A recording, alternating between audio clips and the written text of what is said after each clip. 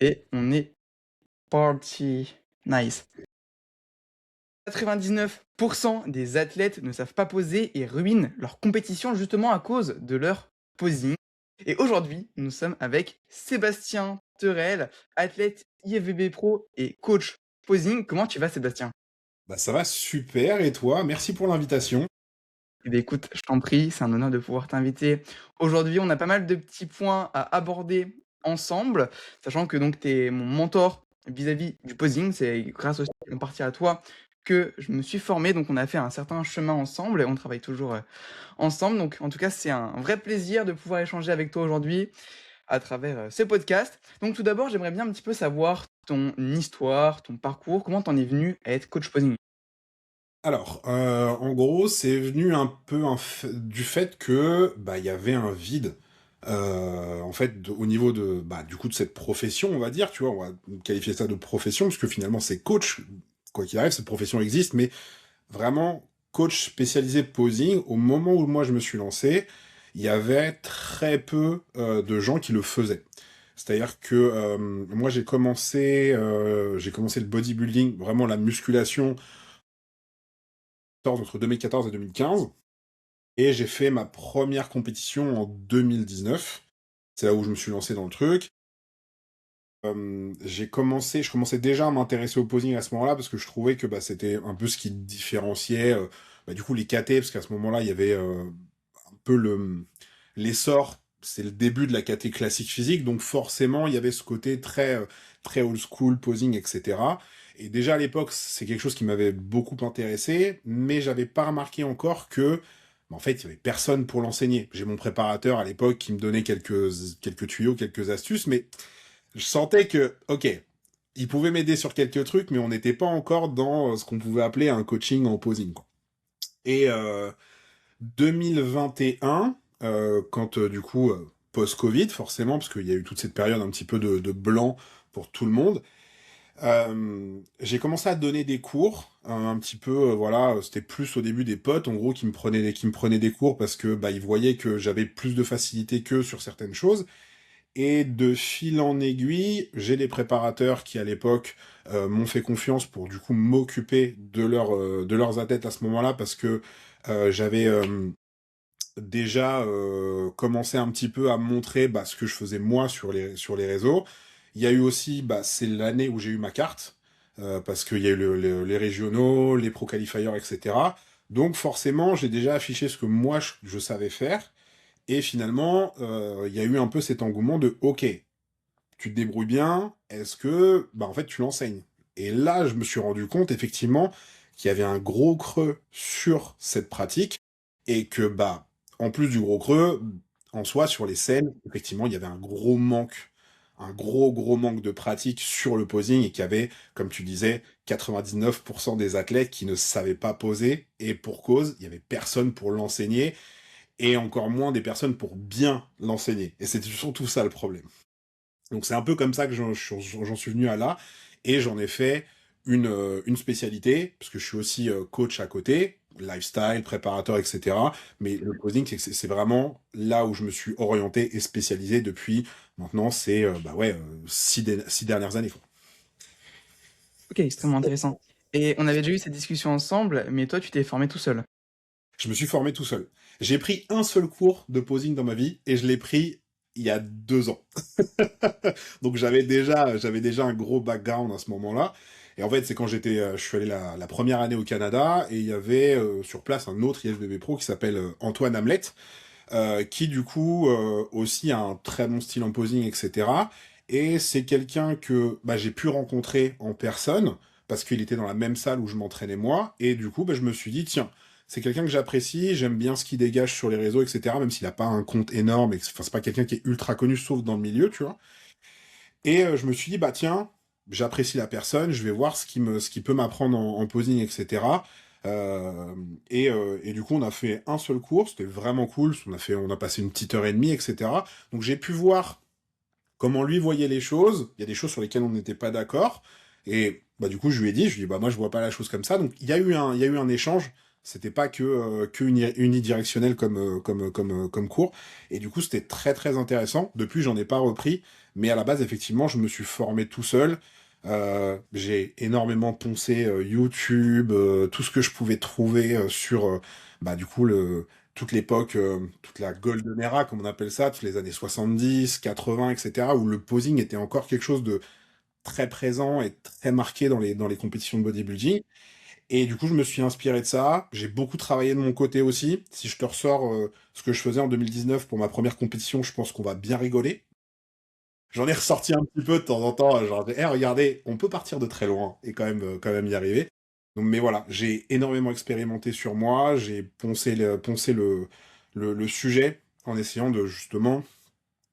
C'est là où je trouve que il y avait un petit manque en fait sur le posing, c'est que les gens ne cherchaient pas à comprendre le pourquoi du comment on posait en fait. C'est ok un double biceps de face, un double biceps de face, un side chest, mais comment on arrivait à faire ça, c'est-à-dire poser une théorie dessus, poser une vraie technique et une vraie méthodologie, une vraie pédagogie dessus, c'est là où vraiment il y avait un gros manque. Et c'est là où j'ai justement développé ce truc pour en fait bah, en faire quelque chose de facilement transmissible. Et c'est ça qui manquait beaucoup, tu vois. Et c'est ça aussi que je t'ai en partie appris sur le mentoring. C'est comment justement bien transmettre tout ça, avoir une bonne pédago, etc., etc., tu vois. Exactement. Et c'est assez intéressant. Comment toi, tu as réussi à faire le parallèle, ou du moins le mix, si je puis dire, entre le posing à la Golden Era à maintenant? Parce que je sais que j'ai déjà regardé des vidéos YouTube à cette époque-là, et je trouve que quand tu enseignes le posing, que ce soit moi ou toi, il y a cette nouveauté qu'on va apporter, que ce soit au niveau des explications ou même des poses. Je sais que à l'époque, leur posing était un petit peu différent, même très différent de maintenant. En fait, à l'époque, il y avait énormément, on va dire, énormément d'esthétique et de style. C'est-à-dire que parfois, on cherchait pas en fait, ce que je dis parfois, c'est, t'as les poses pour faire joli et t'as les poses pour gagner. Ok, t'as les poses qui te font gagner. C'est-à-dire que c'est des poses qui vont pas forcément pousser l'esthétisme au plus haut, qui vont quand même avoir un certain range d'esthétisme, mais qui vont être là pour te faire marquer des points. Et en fait, si tu vois, à cette époque-là, il n'y avait pas trop cette question. Ils cherchaient un peu le style, mais ils étaient pas allés chercher en fait, à démêler le truc jusqu'au bout pour se dire, est-ce qu'on peut être à la fois esthétique et à la fois marquer des points? Il y avait ce côté un petit peu flou où du coup on était un peu entre les deux et du coup bah, c'est là que en fait le posing a évolué, c'est qu'on a réussi à en dégager, on va dire une théorie, c'est comme le coaching, etc. Tout après modulable, ça on le sait, tu vois, tout est adaptable, mais en dégager en gros une, je vais pas dire une science parce que c'est un gros mot quand même, tu vois, je vais mettre des grosses guillemets là-dessus, mais en dégager quelque chose qui nous fait dire ok, c'est comme ça qu'on marque des points en posant, tu vois. Et effectivement, t'as raison, à l'époque, il y avait énormément de style, mais parfois ça manquait un peu de ok, mais là par contre, il nous manque des trucs, quoi. Bien sûr. Et du coup, avec ça, tu as réussi à ajouter ta patte plus moderne. C'est ça. En fait, c'est juste prendre ce que faisaient les anciens, qui étaient déjà très bien, qui étaient déjà assez recherchés, etc., en termes d'esthétisme, et en fait, y apporter une technique qui est plus au goût du jour pour vraiment essayer d'avoir ce mix et cette balance entre l'esthétisme et le fait de pouvoir gagner avec ton posing aussi, en plus de ton physique, bien sûr. Hmm. Et donc toi, tu conseillerais à tous les coachs posing de se former, ou du moins d'apprendre d'autres coachs posing. C'est comme tout. C'est comme tout. Il y a, en fait, se former auprès d'autres personnes qui ont, en fait, poncé le sujet avant toi, c'est profiter de leur expérience et c'est en soi un gain de temps pour toi. Si ton but c'est d'apprendre, bah va apprendre auprès de ceux qui ont, je vais pas dire fait le taf à ta place entre guillemets, mais c'est un peu ça. C'est-à-dire que toi, peut-être le temps que tu vas perdre à poncer le sujet toi tout seul, je dis pas que tu vas pas y arriver à la fin, mais en fait, si tu vas prendre de l'enseignement auprès de quelqu'un, tu vas gagner un temps infini, en fait. C'est ça le truc. Alors après, je dis pas, il y en a qui vont plus vite que d'autres, c'est comme tout, hein. Il y en a chez qui c'est inné. Mais le fait de pouvoir justement récupérer cette expérience, en tout cas une partie de l'expérience des personnes chez qui tu vas aller te former, c'est un gain de temps qui est inestimable. Et en bodybuilding, c'est toujours la même chose, hein. Le temps, c'est quelque chose qui est incompressible. Donc le temps que tu vas perdre, tu vas pas pouvoir le rattraper. Yes, beh, écoute, très bien. Comment toi tu choisirais un bon coach posing? Ou du moins comment, définir son bon coach posing? Parce qu'on le sait de nos jours, il y a de plus en plus de personnes qui s'estiment coach parce qu'ils sont montés une fois sur scène avec des poses, relativement bancales. Alors, je pense que c'est comme choisir un préparateur. Il faut pas uniquement se fier. Voilà, tu vois, t'as des athlètes, ils ont fait 2 scènes et ils s'estiment coach, que ce soit coach posing ou coach normal, tu vois. En fait, le résultat d'une personne sur elle-même ne va pas être un témoin de la qualité de son enseignement ou en gros de sa pédagogie ou de ses capacités à te faire avancer. Donc, ce qu'il faut regarder au-delà de ça, même si effectivement, en posing, c'est un petit peu différent, c'est-à-dire que quelqu'un qui pose bien, déjà, c'est un bon gage de qualité, ok?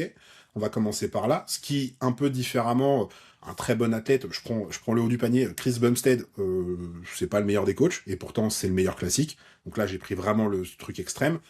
Euh, on a un peu aussi ce truc-là en posing, hein. Tu peux avoir des très bons poseurs, mais qui sont des pédagogues horribles. Mais comme pour choisir un coach, il faut regarder les résultats en fait. C'est-à-dire quels sont les résultats, quels sont les avant-après sont faciles à regarder, c'est toujours pareil. Après évidemment, comme il y a toujours un peu ce vide de connaissances sur le posing, on peut très vite se faire avoir sur des avant-après qui finalement sont des avant-avant, malheureusement. Mais après, ce que tu regardes, c'est ok, quel est le palmarès en tant que coach de cette personne, au-delà du palmarès en tant qu'athlète, déjà, c'est une base. Déjà, je pense que c'est un bon point de départ pour savoir où est-ce que tu vas. Ouais, bien sûr. Parce qu'on avait déjà eu la discussion, ensemble en mentoring justement que j'étais pas un athlète et je ne compte pas forcément monter sur scène, mais j'ai une expérience et j'ai des résultats et c'est justement ce qui fait ma force et je peux aussi être un très bon poseur, mais je concentre vraiment 100 de mes efforts sur être le meilleur coach possible. Bah, c'est là où du coup, effectivement, certaines personnes vont pouvoir, enfin, en tout cas, vont essayer de t'attraper en te disant, bah, t'es jamais monté sur scène, comment tu peux, comment tu peux coacher en posing? Bah, déjà, on le voit, ton parcours, où est-ce que t'as commencé toi? T'as commencé en posant. Ce qui est déjà la base, en fait. Pour poser, t'as pas besoin de monter sur scène. Basique. Pour être un athlète en bodybuilding, oui, t'as besoin de monter sur scène, parce que sinon t'es pas un athlète, t'es juste un mec qui fait de la muscu, tu vois. Je pense que y a peut-être des gens qui vont pas être d'accord et qui vont me flageller pour avoir dit ça, mais c'est un fait. Être OK, athlète, c'est monter sur scène. OK, Poser, tu peux le faire dans ta chambre, y a pas de problème.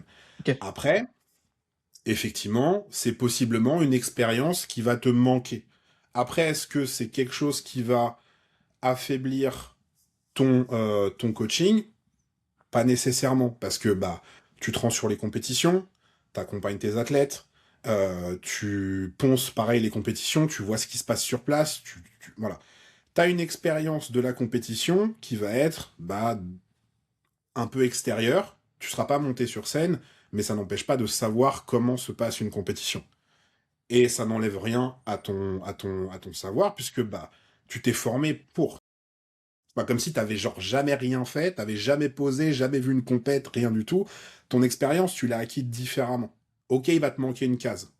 Est-ce que cette case définit tout ton travail? Non. Ah bien Même sûr, s'il y en a qui vont dire que oui. Mais je pense que non. C'est une part infime. C'est un plus, certes, mais c'est pas ça qui définit tout ton coaching. bien sûr et c'était assez aussi intéressant, je reviens sur un point que tu as dit précédemment, c'est qu'effectivement, le problème, c'est le manque de connaissances des athlètes sur le posing et de nos jours, ils ne choisissent pas un coach parce que celui-ci a des bons résultats ou du moins a une bonne pédagogie et des bons retours, mais plutôt parce que c'est le moins cher et vu qu'ils n'ont pas connaissance de la, maîtrise du posing, bah, ils vont pas savoir si ce que le coach va dire est réel ou c'est des bêtises. C'est un problème, et ça, c'est un problème qui est, enfin, c'est inhérent au bodybuilding en soi et dans le monde du coaching sportif. C'est que, bah, tu prends quelqu'un parfois en fonction de tes moyens, et ce qui est pas du tout un reproche, hein. On a chacun, on n'a pas tous le même budget, et voilà, c'est propre à chacun, il y a aucun jugement là-dessus, c'est normal. Mais le problème, c'est que bah, parfois, on va se rendre compte peut-être trop tard qu'on aura dépensé effectivement moins d'argent, mais à mauvais escient. En tout cas, de la mauvaise façon. C'est comme tout, hein, on voit la différence entre bah, le mec qui fait un coaching à, je te parle de coaching basique, hein, un mec qui fait un coaching à 80 € par mois et un mec qui fait du coaching à 180, 200 € par mois. Bah, c'est le prix de l'expérience, c'est toujours pareil. Après, faut savoir investir sur soi-même. Là, je prends l'exemple du coaching, pour la musculation. Exactement. Faut se dire que tu changes des vies et selon moi, pour changer une vie, même 180 € par mois, 200, c'est peu cher.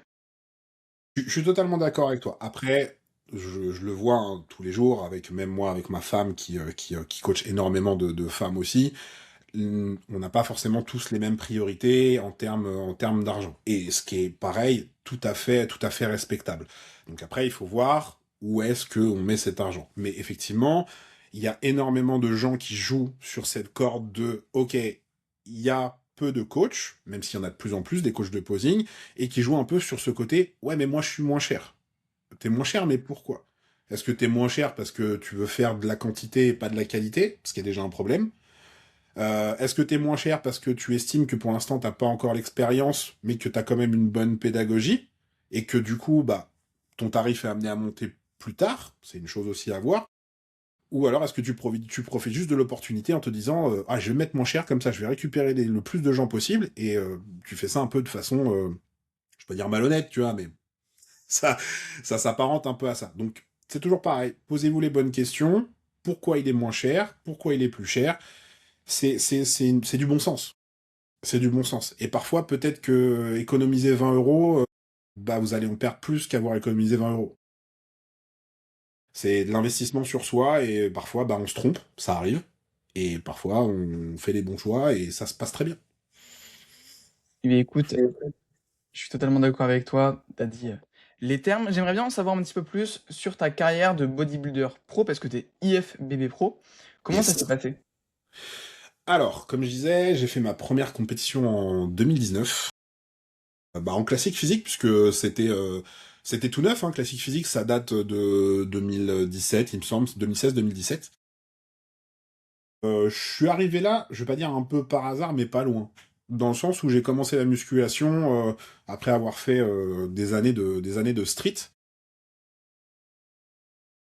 Et du coup, je me suis dit, bon, bah, c'est sympa. Et comme j'ai un esprit très, très compétitif, dans le sens où même ce que j'ai fait avant la musculation, que ce soit certains jeux de cartes pour ceux qui me suivent un peu, ou les jeux vidéo ou quoi que ce soit, j'ai toujours été genre, ok, on peut jouer, mais est-ce qu'on peut gagner? C'est ce genre.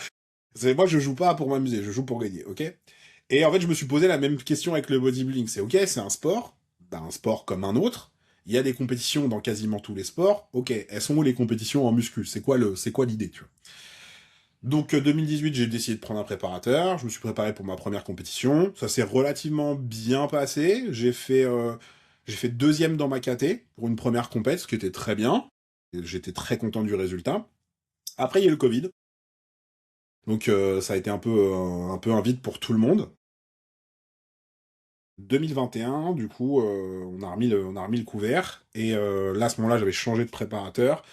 Et ils avaient mis en place, du coup, les régionaux. À ce moment-là, c'était tout neuf. Donc, j'ai fait ma régionale à Strasbourg, que j'ai gagné. Ensuite, j'ai fait un pro qualifier en Espagne, où j'ai fait la troisième dans ma KT, ce qui était ok, pas top. Bon, c'est toujours un podium, mais c'est pas ça qu'on cherche hein, sur un pro qualifier. À la base, derrière, je devais faire la Roumanie, mais du coup, j'ai décidé de pas le faire pour avoir 15 jours entre les deux compètes. Et donc, j'ai fini au Danemark. Et au Danemark, du coup, j'ai gagné ma KT et j'ai gagné l'overall. Et du coup, j'ai eu ma carte pro en cette année de 2021. Ah. Ensuite, j'ai fait mon pro début en 2022, qui s'est pas très bien passé, parce que mon physique était clairement pas au niveau. Mais bon, c'est bien, ça m'a remis les pendules à l'heure au moins. J'étais ok, il va en falloir beaucoup, beaucoup plus pour être bon chez les pros. Donc 2022, pas fou. 2023, 2023, j'ai fait ça. Je suis passé de dernier à top 4, ce qui était beaucoup mieux déjà. Donc j'ai fait top 4 en Roumanie, avec d'ailleurs c'est Wesley Visser qui avait gagné en Roumanie. J'ai enchaîné avec un top 4 à Prague, sur lequel j'étais en top 4 avec Urs et Daboul. Donc pareil, une putain de scène. Je pense que ça restera ma meilleure scène ever, clairement. Et pourtant, c'est pas mon meilleur résultat, mais je pense en termes d'expérience, c'était vraiment fou. Euh, et ça s'est arrêté là pour 2023. 2024, j'ai fait deuxième en Pologne, donc j'étais pas loin de la qualif Olympia. Et derrière, on a fait l'Angleterre, c'est pas très bien passé. J'ai fait sixième. Bon, c'est pas non plus le fond du classement, mais c'est pas fou. Et j'ai fait troisième en France sur la même année, donc toujours 2022-2024. Et 2025, pour ceux qui ont suivi, on va dire que c'est une année qui s'est pas très bien passée, pour plein de raisons différentes. Le contexte était pas le meilleur pour concourir, et du coup ça s'est pas très bien passé. Voilà, ça allait tout droit pour pas bien se passer, et ça s'est pas bien passé.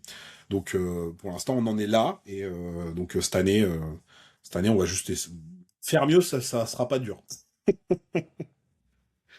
Mais voilà, Ça veut dire qu'en 3 ans, t'es passé pro. c'est ça. Enfin, c'est insane. Ouais, Même 2 ans, parce que j'ai commencé en 2019 et je suis passé pro en 2021. c'est la vache. Ouais. Et selon toi, c'est quoi l'impact de la morphologie pour devenir bodybuilder professionnel? Est-ce que tout le monde peut devenir bodybuilder professionnel? Non, ça va déplaire à certains, mais non. Parce que... euh, et je pense que c'est inhérent à tous les sports. Et même si on le remarque moins pour certains sports, il y a toujours une part de génétique qui va séparer les individus qui vont être bons ou moins bons ou pas bons du tout dans certains sports, quoi qu'il arrive. Et je pense que le bodybuilding, c'est le sport qui est le plus impacté par justement cette différence en termes de génétique. Parce que bah, suivant la longueur déjà de tes insertions, ta taille, ta morpho, la largeur de ton bassin, la largeur de tes clavicules, bref, toutes les longueurs de ton corps vont induire sur à quoi tu ressembles. Donc forcément, c'est là que ça joue le plus. Et bah parfois, tu peux juste être, je vais dire ça bêtement, mais tu peux juste être mal foutu et t'auras beau faire quoi que ce soit, tu pourras pas le changer. Tu pourras pas le changer. Tu peux être balèze, vraiment, tu peux être très musclé et être inesthétique au possible. Ou Parce que l'inverse. bah, les insertions sont pas les bonnes. Et parfois, bah, tu peux pas forcément avoir une grosse masse musculaire, mais très esthétique. Voilà, ça va jouer comme ça. Et pour devenir pro, il faut avoir un peu cette part de génétique un peu de ton côté. Il suffit pas d'avoir une... Je dis pas qu'il faut forcément avoir la génétique 100%, tu vois, mais il faut au moins avoir déjà quelques cartes dans cette option, quoi. Ouais, bien sûr. Et après, voilà, le top, on voit les top Olympia, c'est pareil, c'est des génétiques. Et la génétique, ça influe, pardon, sur beaucoup de choses. Comme je disais, ça influe bah, sur les insertions musculaires, ça va influer sur ta capacité à prendre du muscle aussi, ça va influer sur ta capacité à sécher aussi, ça va influer sur tout.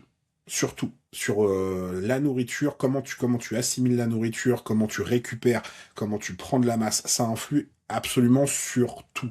Donc, oui, pour être pro, il faut avoir une certaine part de génétique, ou alors juste avoir de la chatte. Et le problème, c'est que si t'as que de la chatte, au bout d'un moment, t'es très vite arrêté par le système, parce que justement, ta génétique suit pas. Donc, il faut avoir une part de génétique pour passer pro, et ensuite, il faut avoir une grosse part de génétique pour être un bon pro et encore un très bon pro. Donc, comment choisir ces catégories? Alors, je pense que ça va dépendre de tes ambitions, clairement. C'est-à-dire, c'est ça qui va définir comment tu choisis ta catégorie. Si t'as pas spécialement d'ambition, je sais pas, d'en faire une carrière, hein, c'est ça surtout l'ambition. C'est est-ce que je veux faire une carrière dans le body, ou alors est-ce que c'est juste un truc qui me fait kiffer, que je fais bah voilà, parce que j'aime le body et que je veux faire des compétitions sans forcément me dire je vais aller au Olympia. Si ton ambition c'est ça, c'est une ambition, on va dire, très amateur, même si tu peux passer pro en faisant ça pour le fun, si t'as une bonne génétique, hein, c'est toujours pareil. Hein. Si t'as une ambition très amateur, tu peux prendre juste ta KT de cœur. C'est cette KT-là que j'aime et je veux la faire. Juste pour avoir le kiff de monter sur scène. Le résultat, je m'en fous, je peux finir dernier, ce que tu veux. Moi, tout ce que je veux, c'est monter sur scène. Bon. C'est louable aussi, c'est tout à fait respectable. Mais du coup, bah là, effectivement, tu choisis ce que tu veux. Ensuite, si tu veux performer, bah il va falloir écouter un peu Dame Nature. C'est-à-dire que si tu fais 1,60 m, des clavicules très courtes, des insertions très courtes, etc., bah, je suis pas sûr que Men's Physique ce soit ta caté, quoi. Ou classique. Voilà. Donc il y a des choses comme ça qu'il faut observer. Et comme je te disais, ça dépend de ton ambition. Si tu veux faire ça pour le fun, très bien, fais ce que tu veux, va kiffer. Si tu veux performer, il faut que tu observes ce que ton corps où est-ce que ton corps veut t'emmener en fait. Ouais, bien Body, sûr. classique, men's physique, ou pour les nanas, c'est pareil. Wellness, figure, woman's physique, tout ça, ça va jouer. Et ça fait partie de la génétique aussi. Et ça rejoint un petit peu sur comment choisir sa fédération. Toi, comment tu dirais de choisir sa fédération en fonction, par exemple, de WNBF, qui est la principale naturelle. Ensuite, à NPC, IFBB. Il y a pas mal de personnes qui hésitent justement entre IFBB et NPC parce que c'est quand même deux fédérations qui sont assez différentes. Bah, il faut observer les critères. C'est pareil. Chaque fédération a ses critères. Tu prends WNBF, mon critère principal est naturel. Bon, toi déjà, au moins, c'est plié. Donc déjà, tu sais ce que tu fais ou tu fais pas. Ensuite, IFBB, enfin IFBB, l'autre IFBB et la NPC IFBB Pro League, dans laquelle je suis, c'est pareil, les critères ne sont pas les mêmes. C'est-à-dire que les KT se ressemblent énormément, mais les critères de jugement ne sont pas les mêmes. Donc déjà, ça, c'est une possible option à observer pour savoir où est-ce qu'on veut aller. Après, c'est toujours pareil, il faut observer les ambitions que tu as. C'est-à-dire, est-ce que tu as des ambitions de carrière ou alors est-ce que c'est juste pour le fun? Ensuite, il y a une autre chose qu'il faut observer, c'est l'aspect financier. Il y a des compétitions qui coûtent plus cher que d'autres. Il y a des fédérations qui coûtent plus cher que d'autres. Si tu fais ça pour le fun avec un petit budget, ce qui est à nouveau tout à fait respectable, peut-être que te lancer dans des grosses fédérations où n'importe quelle compète va te coûter 800 000 euros le week-end, c'est peut-être pas le bon truc. Par contre, effectivement, tu as des options sur des grands prix, des choses comme ça, qui sont déjà beaucoup plus accessibles et qui parfois sont dans ta région en plus. Je pense par exemple à Paris, c'est très facilement accessible et puis tu peux des fois concourir pour moins de 50 €. Exactement, exactement. Là, je vais aller à Colmar, je vais aller à Colmar parce que j'ai une quinzaine de clients à accompagner sur ce week-end-là. Colmar, c'est une compétition qui est très accessible. Ça reste en France. Il me semble que l'inscription est gratuite pour les athlètes, quelque chose comme ça. Donc, il y a des options qui sont très accessibles et après, il y a des, euh, des compétitions où l'accès est beaucoup plus onéreux. Je prends l'exemple de MPC, comme je disais, ça peut être une compétition, ça peut te coûter 800 euros un week-end, hein, pour une seule compétition. Donc c'est aussi ça qu'il faut voir. C'est quels sont les critères, qu'est-ce que tu as envie de faire, quels sont tes moyens, etc. Il faut en parler, il faut pas avoir honte de ça. C'est ok. Ça fait partie du truc. Bien sûr, yes. Mais écoute, très bien par rapport à tout ce qui était comment choisir sa catégorie, sa compétition et sa fédération. J'aimerais bien maintenant qu'on parle un petit peu posing parce que c'est nos deux spécialités. Mais Déjà, j'aimerais bien qu'on puisse définir ensemble le terme de posing parce que ça peut être des fois un petit peu vague et si on pourrait vraiment mettre une définition sur ce terme, ça pourrait être intéressant.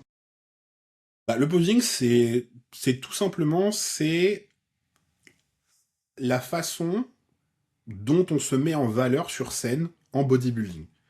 C'est l'appellation propre. Faire des poses en bodybuilding, c'est faire du posing. Donc, rien que ça, c'est ça la définition.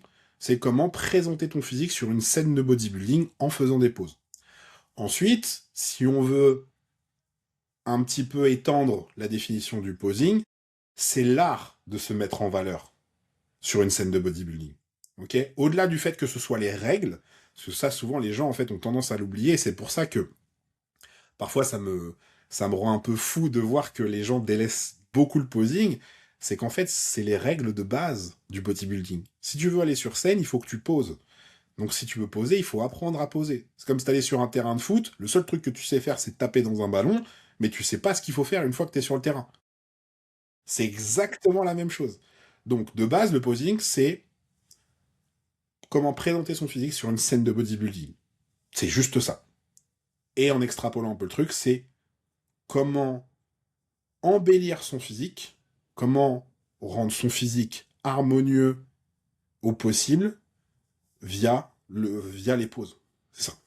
C'est ça, c'est l'illusion de paraître le plus big possible, en mettant en avant ses points forts et essayer de cacher un petit peu ses points faibles, tout en essayant de les rendre les plus forts possibles. C'est ça. C'est vraiment l'art de se mettre en valeur. Mmh, exact. Bah, écoute, je pense que c'est une assez bonne définition. Maintenant, selon toi, quelles sont les erreurs les plus souvent commises sur scène? Pas prendre un coach de posing, non, déjà? Juste de... Elle était facile, celle-là. Non. Ouais. Euh, je pense que une des erreurs... Déjà, une des erreurs qui est faite le plus souvent, c'est déjà, pour certains, vouloir faire de la compétition sans jamais avoir été assisté à une compétition. Ça, déjà, pour moi, je pense que c'est problématique parce que, en gros, c'est déjà un gros inconnu parce que c'est pas un sport qui est énormément médiatisé. Plus maintenant, mais je pense que le moment où je sais pas, Olympia sur la chaîne L'équipe, je pense qu'on peut encore l'attendre, tu vois. Donc, quand vous voulez aller quelque part, bah déjà allez voir ce qui se passe. Allez voir déjà une compétition de bodybuilding pour savoir comment ça se passe. Mais ça, c'est un peu une erreur en amont. Et, euh, et après, l'erreur principale, c'est ne pas maîtriser les basiques, ne pas maîtriser les règles. Hein. En fait, c'est ne pas maîtriser son posing, quelle que soit la pose. C'est vraiment délaisser tout ça. Après, pour le coup, les erreurs, on peut les dénombrer par dizaines. Hein. Ne pas savoir respirer, ne pas être trop crispé sur scène, ne pas engager les quads, etc. Enfin, tout ce qui va être intégré aux poses, en fait. Tout ça, ça joue.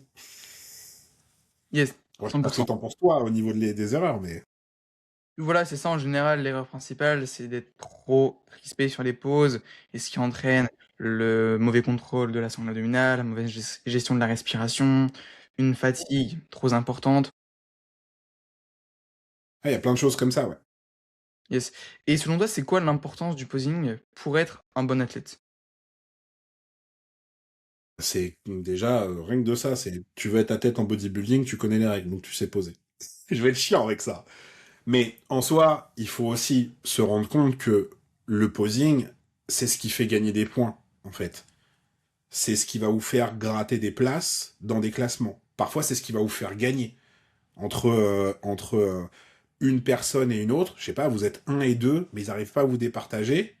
Ou très basique. Voilà, ça va être un peu illusoire, mais ça marche, tu vois. Deux personnes avec le même physique, exactement le même physique, belle condition, beau physique et tout, machin, c'est celui qui s'est posé qui gagne. C'est aussi simple que ça. Donc, le posing, c'est ce qui vous fait gagner des points. C'est ce qui vous fait gagner des places. Et en allant au bout de la réflexion, c'est ce qui vous fait gagner des compétitions. Au-delà de votre physique. C'est ce qui va faire la différence. J'imagine que quand même si on met comme ça en parallèle, selon toi, vaut mieux avoir un meilleur physique ou un bon posing ou un physique un petit peu moins bien et un meilleur posing? C'est un dilemme assez, peut-être compliqué à Alors, ouais, c'est un gros dilemme parce que même si j'aurais envie de te dire, vaut mieux avoir un bon posing et un physique un petit peu moins bien pour réussir à pouvoir le mettre en valeur, mais ça reste du bodybuilding. Donc, quoi qu'il arrive, vous serez noté principalement sur votre physique. Parce qu'en fait, le posing, ça va être l'accessoire pour présenter ce physique. Donc, si vous présentez bien les choses, bah, vous allez gagner des points. Mais il faut toujours avoir quelque chose de bien à présenter. Donc, faut toujours prendre en compte, c'est du bodybuilding, ça reste du bodybuilding, vous êtes jugé sur votre physique. Derrière, si vous avez fait le job et que votre physique est bon, c'est sur le posing que vous allez faire la différence. Donc, je dirais bien, vaut mieux avoir un bon physique qu'un bon posing, parce que de toute manière, c'est possiblement ça qui va te faire gagner, mais ça serait un peu me trahir que de dire, bah, le mieux, c'est d'avoir c'est le meilleur package des deux, quoi. Ouais, bien sûr. Mais il faut garder à l'esprit, pardon, que ça reste du bodybuilding. Le posing ne peut pas tout faire. On va pas non plus là pour vous vendre du rêve ou quoi que ce soit. Le posing ne peut pas tout faire. Ça reste du bodybuilding, vous êtes jugé sur votre physique. Ouais, bien sûr. Moi, j'avais déjà entendu que pour WNBF, en classique physique, le posing était quasiment noté à hauteur de 50% du jugement. Je trouvais ça quand même assez beaucoup. Ça veut dire que en fonction peut-être des fédérations, en fonction des catégories, le posing va être plus ou moins, C'est possible. ouais. C'est possible parce que, alors pareil, ça c'est quelque chose qui est assez méconnu. Il faut savoir que le bodybuilding n'est pas un sport rattaché au ministère de la Jeunesse et des Sports. Ok. Ce qui fait que des fédérations de bodybuilding, il y en a des dizaines et des dizaines et des dizaines. C'est-à-dire que toi et moi, demain, on se met dans notre garage, on peut faire une fédé de bodybuilding, tu vois. Et à ce moment-là, on instaure nos propres règles. On fait ce qu'on veut. Personne ne viendra nous dire non, faut pas faire comme ça. Ok. Donc c'est possible que dans certaines fédérations, le posing soit peut-être un peu plus mis en avant que dans d'autres. C'est pour ça que c'est aussi important de regarder bien le règlement, de bien comprendre les notations de chaque fédération, etc., pour savoir où est-ce qu'on va. Ça rejoint la question de tout à l'heure. Après, je viens de le dire, hein, ça reste du bodybuilding. Donc c'est-à-dire que vous êtes jugé sur votre physique. Sinon, après, ça s'appelle de la danse. Enfin, j'en sais rien, tu vois, mais... Ouais, ça me fait penser, tu avais déjà fait une story justement par rapport à la catégorie Special Posing que IFBB avait mis en place. Ouais. Je sais pas si c'était en France directement, il me semble que c'était en Espagne. Je sais pas exactement comment ça va être articulé, bref. Mais c'est sûr que c'est quelque chose avec lequel je suis moyennement OK, parce que je pense que le fond est bon, mais la forme est mauvaise.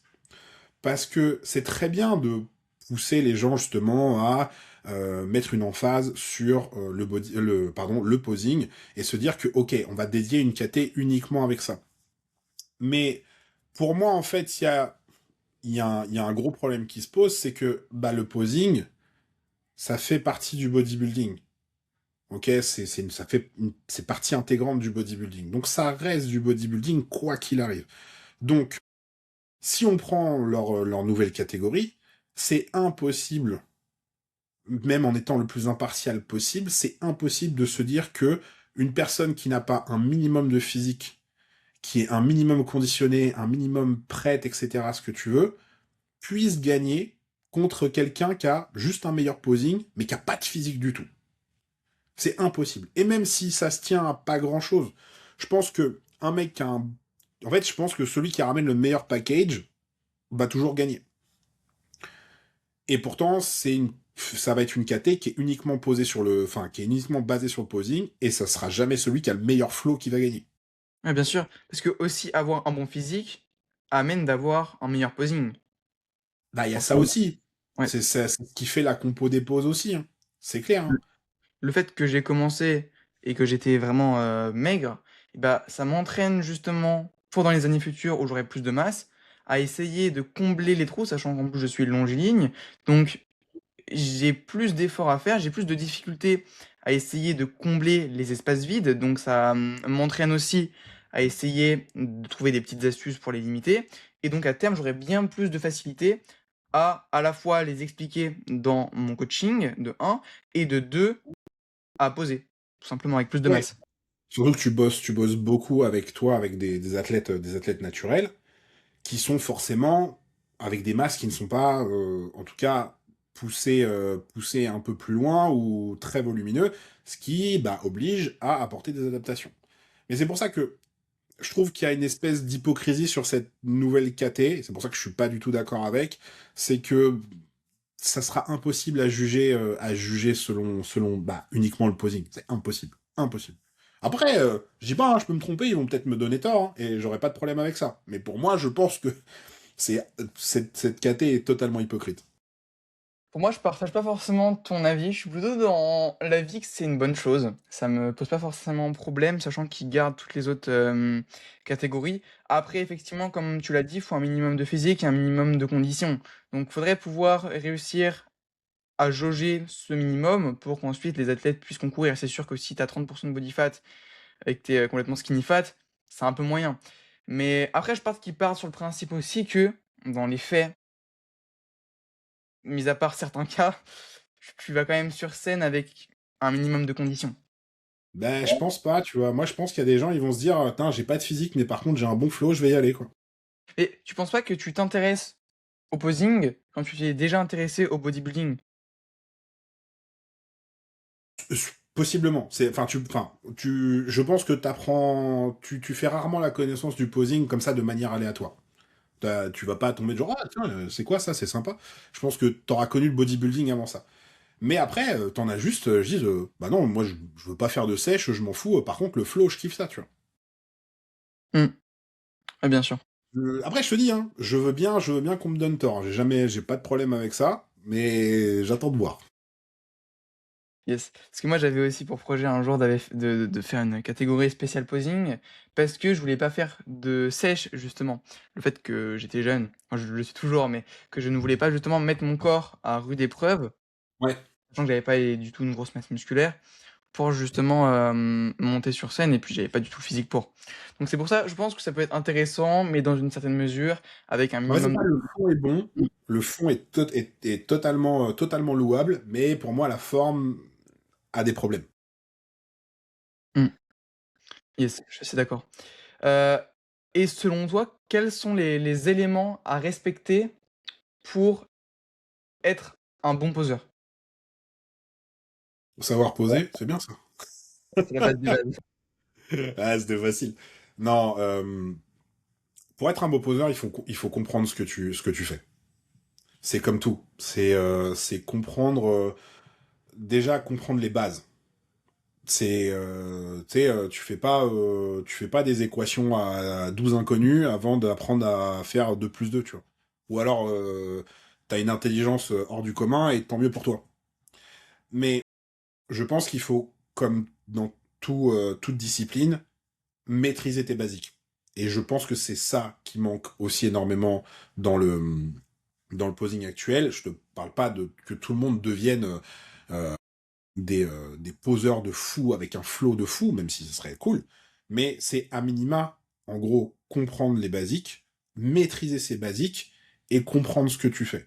Pourquoi je mets mon bras là, pourquoi je mets ma jambe là, etc., etc. Donc c'est vraiment avoir cette maîtrise des basiques qui pour moi est très important et fait de toi déjà un bon poseur, même si c'est très académique, ton posing, on s'en fout, on parle même pas de flow là, c'est juste comprendre les bases et avoir un socle solide pour derrière, possiblement, développer un peu plus d'esthétisme, etc. Mmh. Excellent. Écoute, je suis assez d'accord avec, tes dires. Hem, selon toi aussi, c'est quoi un peu le déroulement d'une compétition de bodybuilding, sachant que tu as déjà participé, comme tu l'as dit, à plein de compétitions? Est-ce que entre les différentes fédérations, les compétitions, enfin le déroulement est différent? Comment ça se passe ou du moins d'une manière la plus générale possible? Alors, il y a énormément de similitudes entre les fédérations sur le déroulement des poses. Parce que, en général, tu vois, on, on- on va dire que le bodybuilding a commencé un peu tout le monde au même endroit et après tout le monde, comme je t'ai dit, s'est séparé pour faire parfois ses propres fédés, etc. Donc finalement, je pense qu'il y a un socle commun qui était là il y a, je sais pas combien de dizaines d'années en arrière. Donc en vrai, il y a des choses qui se sont perdues avec le temps et il y a des choses qu'on a gardées. Mais en soi, de manière très générale, il y a toujours un premier round de comparaison. Ensuite, va y avoir des présentations individuelles, ok. Ensuite, va y avoir ce qu'on appelle les call-out ou les tiroirs, comme on les appelle, donc premier call-out, deuxième call-out, troisième call-out, etc.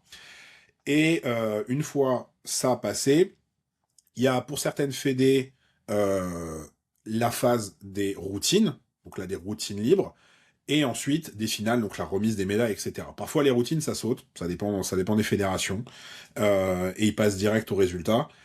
Mais sinon, en gros, dans l'ordre, c'est à peu près ça. Donc, première comparaison, présentation individuelle. Parfois, les présentations individuelles, ça saute aussi, hein. Ça dépend des fédés. Première comparaison, présentation individuelle s'il y en a. Seconde comparaison, donc c'est les call-outs. Les routines, s'il y en a. Et ensuite les finales pour la remise des médailles. OK. Et un Et pause d'armes de temps en temps. ouais, des fois, il y en a, je sais qu'il y avait ça de WNBF. Ça dépend, des fois, c'est tous les athlètes de la scène, je vois des fois, et puis Ouais, des fois, c'est juste le premier juste la call-out. KT. Ouais, ça dépend. Et ça peut être intéressant qu'on parle de comment créer une présentation individuelle dans un premier temps et ensuite comment créer une routine libre. Ouais, bien sûr.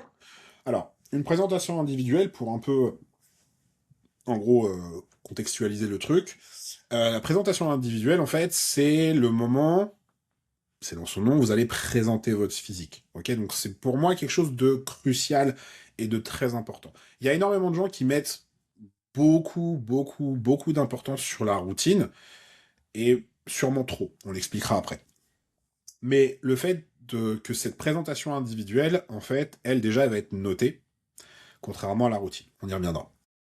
Mais en gros, cette présentation individuelle, vous allez avoir 30 secondes pour vous présenter sous votre meilleur jour, c'est-à-dire vous mettre en valeur le plus possible.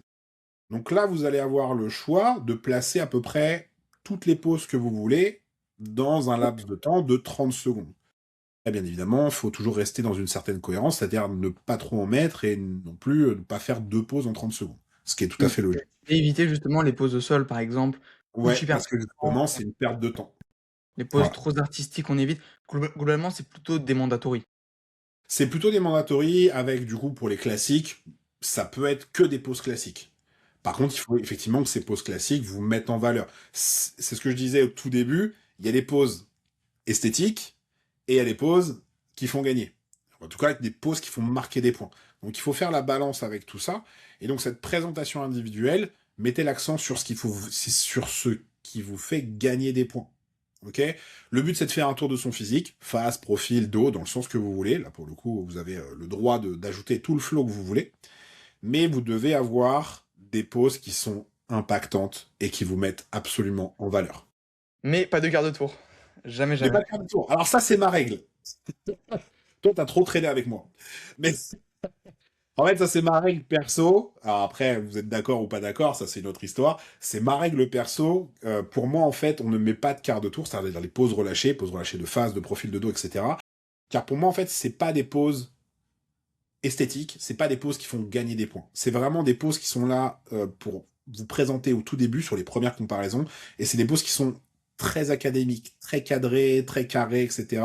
Et c'est pas ce qui va vous rendre le plus justice. C'est vraiment là pour comparer tout le monde sur un pied d'égalité. Mais par contre, en termes de style et d'impact, c'est zéro. Donc après, ça c'est ma règle à moi. Si vous voulez l'appliquer, faites-le. Vous en tirerez le plus grand bien. Mais après, faites comme bon vous semble. Mais ouais. Yes. Et après, donc, pour la routine libre, l'idée, c'est de la créer. Celle-là, par contre, effectivement, on n'est pas noté, ça faut vraiment bien le préciser. Comparé à la présentation individuelle, et cette routine libre est là vraiment plus pour le show, concrètement. C'est exactement ça. C'est vraiment fait pour le show. À la base, c'était créé pour ça. C'était créé pour le show. Justement, si on revient sur cette Golden Era 60, 70, 80, etc., les routines, parfois, elles duraient des plombes. Si vous regardez sur YouTube, Ben Fato, Lida Brada, etc., parfois vous avez des routines qui durent 6 minutes. Maintenant, les routines, c'est 1 minute 30 pour nous. Enfin, c'est 1 minute. Pour nous, les pros, c'est 2 minutes. Donc on a drastiquement baissé le temps des routines. Donc c'est quelque chose qui est là uniquement pour le show et qui n'est pas noté. En tout cas, dans ma fédé à moi. Après, pour les autres, je vais pas parler. Peut-être qu'elles le sont, mais dans la plupart des fédérations, elles ne sont pas notées. Donc c'est pour ça qu'il faut y mettre de l'importance, parce que ça fait partie du process et du cursus, mais il faut pas non plus y jeter toute son âme, parce que c'est pas là que vous allez gagner des points. C'est pour ça, tout à l'heure, je disais maîtriser les basiques en premier lieu, avant de commencer à faire des trucs de folie artistique. Ok. Donc, pour créer cette routine, c'est quelque chose dont on avait déjà parlé en mentoring, euh, c'est, pour moi, déjà dans un premier temps, c'est trouver une musique. C'est simple, hein, c'est vraiment la base. C'est prendre une musique. Une musique, dans le meilleur des cas, que vous connaissez par cœur. Pas que vous avez entendu la veille du show en vous disant, bah, je vais faire là-dessus. Et pourquoi une musique qu'on connaît par cœur? Parce que ça vous évite déjà dans un premier temps de réfléchir sur la musique en elle-même. Et que, à la fin, quand vous allez devoir caler vos pauses sur la musique, vous la connaissez tellement par cœur que votre corps va possiblement y aller tout seul. Parce que vous savez où sont les temps, vous n'avez pas besoin de compter, etc. Donc pour moi, dans un premier temps, le but c'est de trouver une musique. Ensuite, c'est de prendre les pauses, de faire une sélection de pauses que vous avez envie de mettre dans votre routine, et de les mettre déjà possiblement dans un ordre totalement aléatoire, et après de voir comment ça peut s'articuler en changeant de place, etc., les pauses et tout ça. Mais ça, vous allez le voir à la fin. Parce que du coup, une fois qu'on a choisi les pauses, il va falloir savoir comment on va d'une pause à l'autre. Donc, c'est-à-dire poser les transitions. Et c'est en posant ces transitions que parfois on se rend compte que une pause après une autre, parfois ça fonctionne pas. Et c'est comme ça qu'on va commencer à créer, en fait, tout ce cheminement. En fait, je vois ça un petit peu comme un road trip, la création d'une routine. C'est-à-dire que la carte sur laquelle vous allez faire votre road trip, c'est votre musique. Vous allez vouloir aller à un point A, à un point B. Votre première pause à votre dernière pause. Et ensuite, vous avez toutes les villes par lesquelles vous allez vouloir passer. Ça va être vos pauses. Et une fois que vous avez posé ces villes-là, bah vous allez poser le chemin le plus cohérent pour faire toutes les villes dans le temps donné. C'est exactement ça en fait. C'est un road trip. Et c'est comme ça en gros que je place le plan pour faire une routine libre. Et après, il faut OK, la bosser, OK. bien sûr. Voilà, c'est ça. Répéter. Moi, ce que j'aime bien dire, c'est parce que je vois beaucoup trop d'athlètes qui essayent, dans un premier temps, de la répéter directement. Ils enchaînent tout. Mais au final, ils prennent même pas le temps de bien exécuter les pauses, ils essayent juste d'enchaîner avec la musique.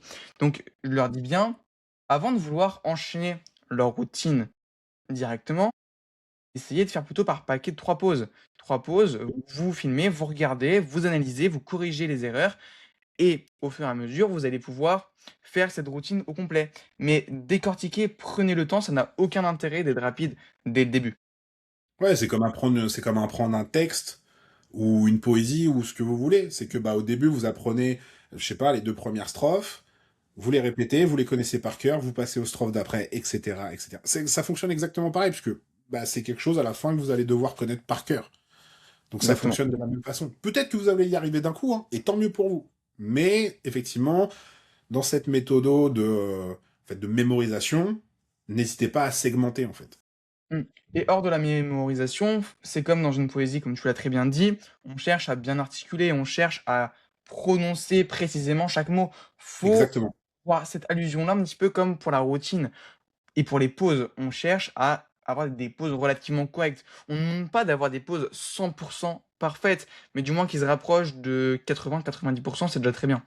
Exactement. Très bien. Et j'aimerais bien aussi un petit peu parler de la, je pense, problématique number one qu'on peut entendre de nos jours, c'est la protraction des omoplates, le manque d'ouverture des dorsaux.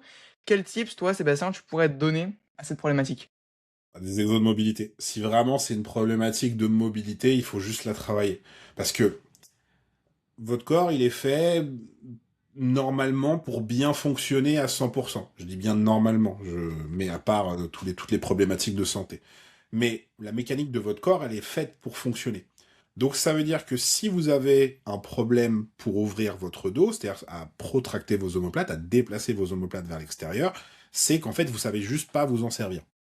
Alors, c'est pas une tare, hein, c'est pas une mauvaise chose, mais du coup, ce qu'il faut, c'est apprendre à s'en servir. Donc pour ça, vous avez énormément de façons de faire. Par exemple, on va pouvoir donner peut-être ouais, un exercice facile à faire. C'est en fait celui de simplement venir, bah, pousser ici votre bras très loin pour ici décrocher en fait votre grand dorsal. Juste ça. Juste ça déjà, ça va vous changer la vie. Parce que ça va vous apprendre en fait à décrocher votre omoplate et le remettre en place. Et c'est un exercice parmi tant d'autres. Vous pouvez pareil, juste ouvrir et pousser les coudes à fond, etc. Il y en a plein des choses comme ça. Pareil, des exos avec le rouleau pour venir étirer votre grand dorsal. Il y en a plusieurs. Donc, sur des problématiques comme ça, les solutions sont multiples, mais ça rejoint toujours la même chose, c'est travailler votre mobilité. Apprenez à vous servir de votre corps. Et au-delà de l'application sur le posing, et c'est peut-être là où ça vous allez peut-être vous dire, ah, finalement, c'est peut-être important, c'est l'application sur vos entraînements. Si vous savez pas vous servir de vos omoplates, bah, je donne pas cher de vos séances d'eau. Donc, il y a un moment, il va peut-être falloir réfléchir. Mmh, c'est ça. Et moi, j'aime bien dire aussi de ne pas hésiter à s'aider pour poser.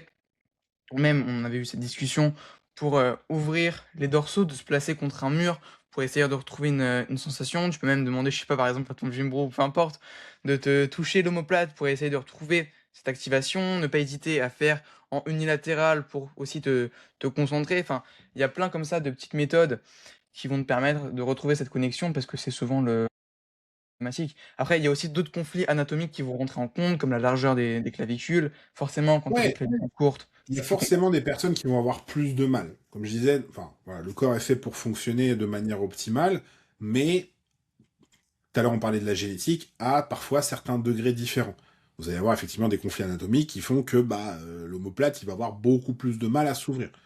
Mais dans la plupart des cas, c'est pas un problème de conflit anatomique, c'est juste un problème de conflit dans votre cerveau, quoi. C'est mmh. la seule chose. Ok.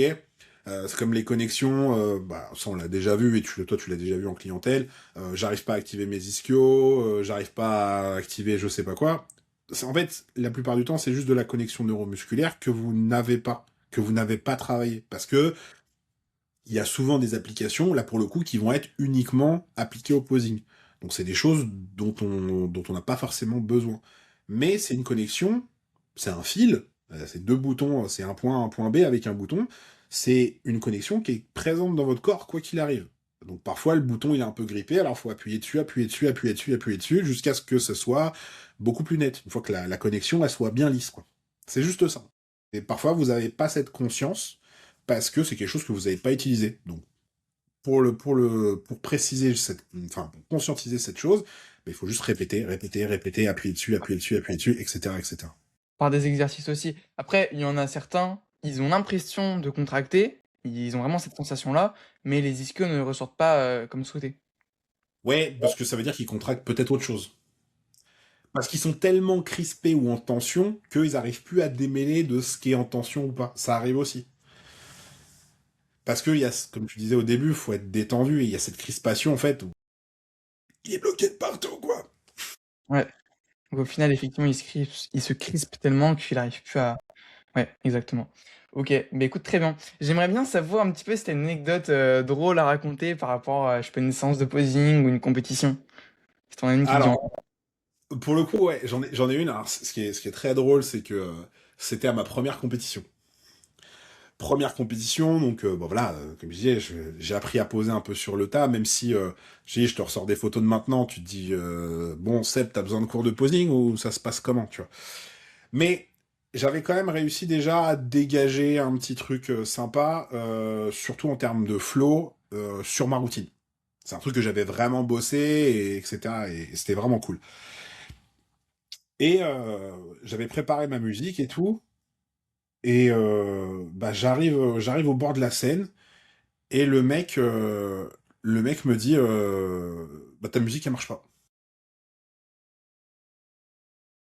Je fais, ok, je dis comment on fait. Il me dit, bah, je sais pas, dis-moi un truc et je le mets. Je fais, ok, j'ai pas d'idée. Et je m'essaie de me rappeler, enfin, je me rappelle de ma choré. Je me dis, ok, sur quoi je peux le faire? À la base, j'ai mis, c'était Evanescence, Bring Me to Life, tu vois.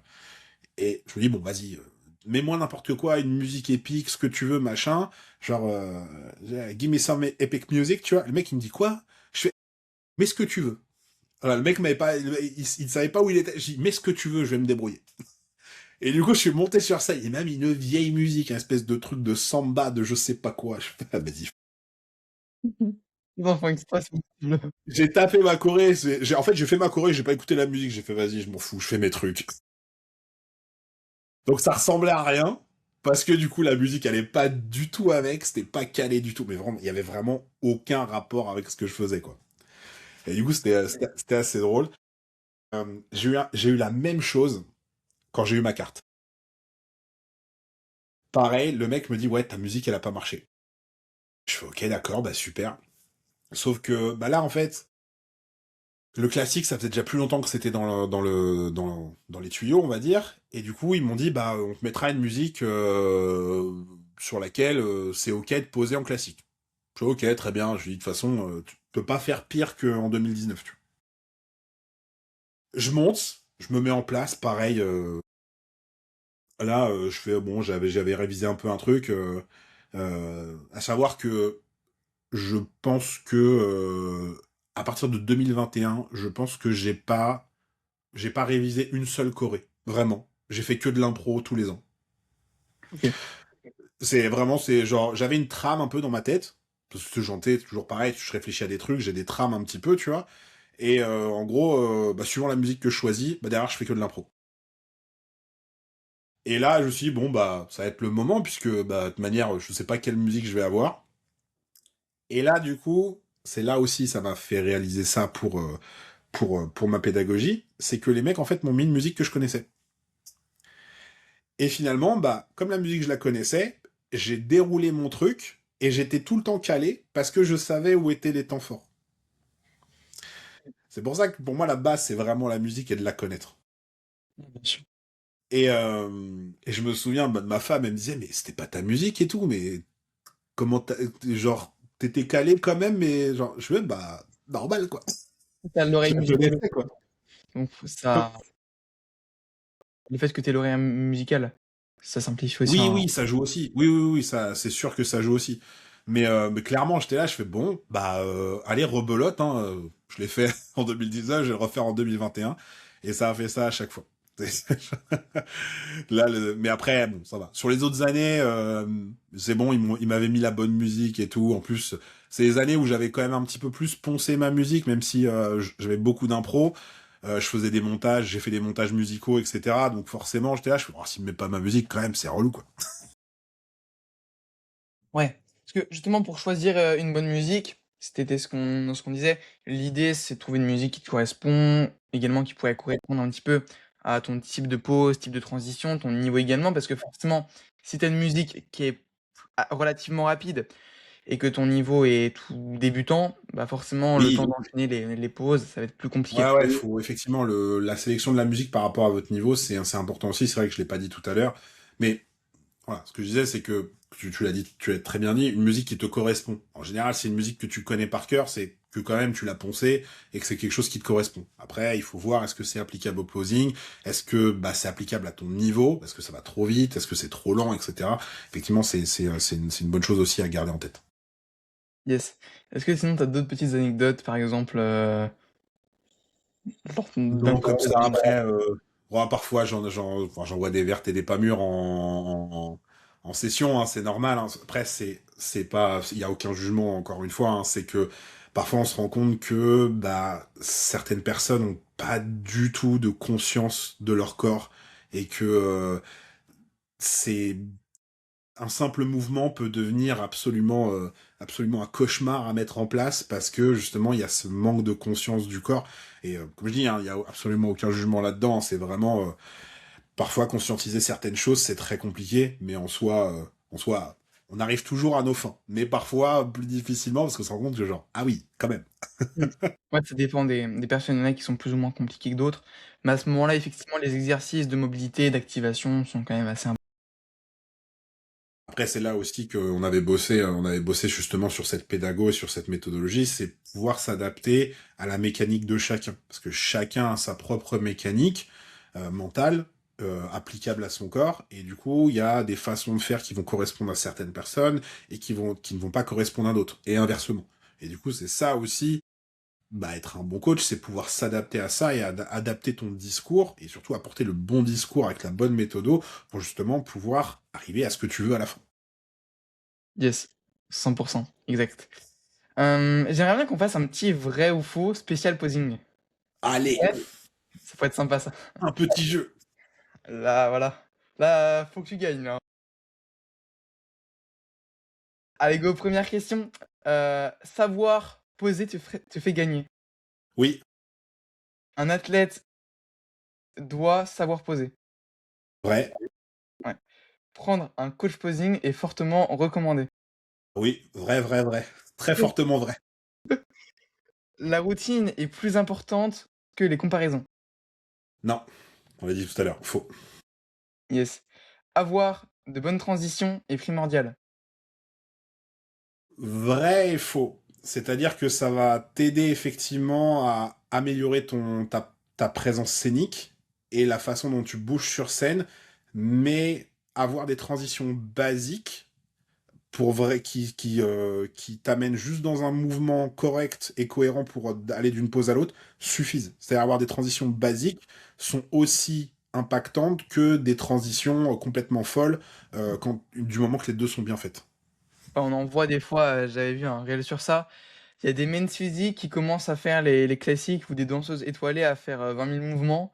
Faut quand même Non, ça bien sert à comprendre rien. que, voilà, men's physique, c'est des men's physiques. Si tu commences à faire la danseuse étoilée, va en classique physique.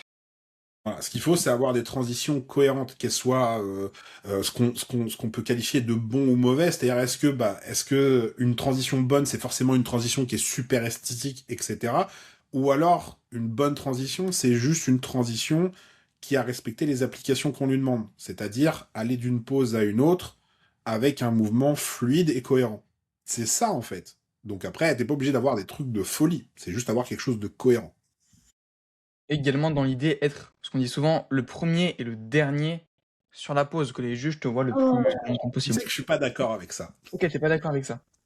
Alors, je suis pas d'accord parce que, en gros, alors ton adage, enfin, l'adage que tu as cité, est pour moi vrai. C'est absolument pas quelque chose d'incorrect.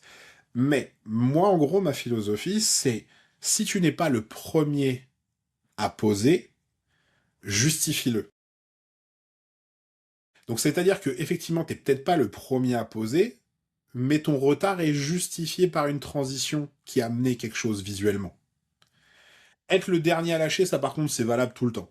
Ça, pour le coup, il n'y a aucun problème. Mais le fait de vouloir se précipiter sur la pause, c'est pas un critère. Le but, c'est d'arriver sur ta pause avec une transition plus ou moins élaborée, mais le fait de ne pas arriver le premier en place, je veux juste que ce soit justifié par quelque chose de cohérent. Ouais, bien sûr. Oui, oui, vaut mieux être un petit peu «en retard» entre guillemets, sans avoir que non plus trop de secondes, Bien sûr. mais que la pause soit correcte plutôt que de se speeder et au final on arrive, on a oublié de crunch, c'est le bazar. Exactement. Et que la transition qui accompagne tout ça soit cohérente. Donc selon toi, la transition a quand même une importance et te permet de te mettre en valeur? Parce que je sais que j'ai accompagné certains athlètes qui disaient que sur scène, ils s'en foutaient complètement de la transition, personne faisait de transition et qu'ils se déplaçaient juste comme ça, ils s'en foutaient. Ouais, je vois ce que tu veux dire. Je dirais même, on aurait pu modifier ta question par est-ce que l'important c'est d'avoir des transitions ou pas? Ouais, bah, oui. Alors, et il vous faut des transitions. Après qu'elles soient artistiques ou non, on s'en fout. Mais ayez des transitions. Ok, on n'est pas juste à piétiner sur vos pieds. Voilà, la question c'est est-ce que vous devez avoir des transitions? Oui. Est-ce qu'elles doivent être forcément d'un niveau élevé et très artistique? Non. Tout ce que leur demande, c'est de remplir leur rôle. Il faut pas oublier non plus que sur scène, on a un marquage à respecter. Il faut pas, divaguer à droite à gauche. On doit toujours rester bien dans notre carré, comme on appelle ça. Et j'en ai vu à WNBF, justement, vu que déjà de un la scène est assez petite, de 2 il y avait beaucoup d'athlètes et bah, de 3 ils respectaient pas très bien les placements demandés, et donc ils commençaient à se battre limite au niveau de leur coude. Et ça, c'est problématique parce que j'avais un de mes athlètes, même plusieurs de mes athlètes, qui étaient complètement bloqués par certains, qui essayaient de s'avancer, et n'arrivaient pas justement à ouvrir leurs dorsaux à cause de ça. Et c'est quand même un certain problème quand tu as pris un coach posing, que tu as un bon posing, et qu'au final tu te retrouves à même pas être en capacité d'ouvrir tes dorsaux à cause de ça. Ouais. Ça, après, c'est aussi au juge Ah bien sûr. d'arbitrer ça pour remettre les gens en place, etc. Mais t'as tout à fait raison. Donc voilà, respectez bien votre place sur votre marquage au sol et tournez sur la pointe des pieds, ça c'est ce qu'on dit souvent, mais c'est la base au final pour les transitions. C'est ce qui permet d'être direct, fluide et bah, de rester sur votre marquage tout simplement. Mmh. Exactement. Et sinon j'avais la dernière petite question, vrai ou faux? Faut-il avoir un bon physique pour avoir un bon posing? Ou du moins faire du posing plutôt? Non. Non, c'est ce qu'on disait tout à l'heure, c'est que finalement, tu peux poser en ayant un physique très banal. Parce que si on prend effectivement le posing, c'est un art du mouvement et de faire des poses. Ça dépend du contexte. Est-ce qu'il faut avoir un physique pour poser sur scène? Oui. Est-ce qu'il faut avoir un physique pour poser parce que c'est ton kiff? Non. Maintenant, c'est ça. C'est est-ce que ton posing va être soumis à un jugement de bodybuilding ou va être juste soumis à un jugement hors compétition. Ouais, Donc, bien t'es pas sûr. obligé d'avoir un super physique. C'est sûr que c'est mieux d'avoir un physique parce que c'est ce qui va embellir ton posing, puisque poser, c'est présenter ton physique. C'est toujours la même chose, c'est la définition qu'on a donnée au début. Donc, t'es pas obligé d'avoir un bon physique. C'est bien d'avoir un physique, mais t'es pas obligé d'être Mister Olympia pour pouvoir poser. Et d'ailleurs, Mister Olympia, parfois, ils savent pas poser. Donc, Justement, je voulais te poser la question, qu'est-ce que tu penses un peu du posing des Mister Olympia? Ou du moins Ah, des autres? c'est très hétérogène. C'est-à-dire qu'il y en a qui vont bien poser, maintenant au classique forcément de mieux en mieux, parce que il y a eu un essor de la KT, ce qui n'était pas le cas au tout début. Il y en a vraiment qui posaient n'importe comment.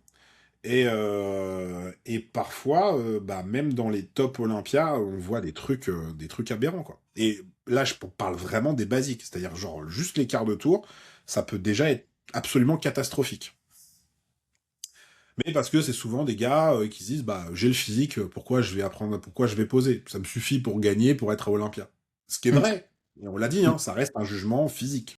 Après, la problématique, c'est est-ce que les juges aussi, eux, ont la notion du posing? Parce qu'au final, le posing, ça peut être, vis-à-vis de la structure, assez, je pense, subjectif. Nous, en tant que coach, et vu qu'on travaille ensemble, on a la même idéologie du posing, mais les juges, dans les faits, peut-être pour eux, une side relax mal exécutée est bonne en réalité. Alors, en gros, la problématique qui se pose, c'est qu'effectivement, il y a eu un peu cette perte de connaissance et de jugement, en tout cas, sur le posing, que ce soit effectivement des juges, c'est que maintenant, tu as effectivement beaucoup de juges qui, malheureusement, n'y connaissent rien. Ou en gros, ne se rendent pas compte qu'ils n'y connaissent rien. Euh, mais en fait, le truc, c'est que à un moment, tu remarques que dans leur inconscient, quand même, ça joue. Pourquoi? Je vais expliquer. Tu prends, tu prends un peu un mec qui pose pas très bien, qui a un bon physique, etc. Si t'as que des mecs qui posent pas très bien, ce qui a été le cas pendant beaucoup, beaucoup d'années, tu te rends pas compte qu'il y a un problème. Parce que tout le monde fait la même chose. Par contre, dès que t'arrives et que t'as un mec qui pose bien, bizarrement, tout de suite, c'est genre, oh, le physique est bon, le posing est bon. Ok, du coup, si tu juges que le posing est bon, il n'y a pas un moment où avant ça déconnait? En fait, il y a toujours un moment où on va se rendre compte où il y a un mec qui va dire, ok, j'ai compris, là, tout cela, il pose mal, je vais faire la différence. Et c'est aussi un peu comme ça que moi j'ai commencé. Je me suis dit, ok, il y a des problèmes, comment on fait la différence? Je me voyais pas avoir un physique hors du commun ou quoi que ce soit, mais je me suis dit, je vais me démarquer avec quelque chose. Et bizarrement, c'est les premières choses qui sont ressorties, moi, quand je suis monté sur scène. C'est genre, wow, il a un sacré posing. Ah ouais, mais en fait, c'est la base pour moi, non? Enfin, c'était ça l'idée. Les règles, c'est ça, non? Et souvent, je pense que c'est ça qui se passe. C'est que tu te rends pas compte que il y a un niveau qui est bas en posing jusqu'au moment où t'as un mec qui vient changer la donne. Et c'est pour ça que les juges, en fait, au bout d'un moment, ils sont un peu anesthésiés et si tu veux, la plupart comme tu disais, 99% des gens ne savent pas poser. C'est que à la fin, t'es habitué. Pour toi, c'est normal. C'est genre, bon, c'est ça le posing. Et tu prends juste une side relax, comme tu disais. T'as un mec qui fait une side relax pourrie et t'as un mec qui fait une bonne side relax. Tu vas tout de suite voir la différence. Et c'est ce que je te disais tout à l'heure en prenant deux mecs avec le même physique. Bizarrement, le mec, si t'as deux mêmes physiques, t'as un mec qui fait une bonne side relax et l'autre qui en fait une mauvaise, c'est bizarre.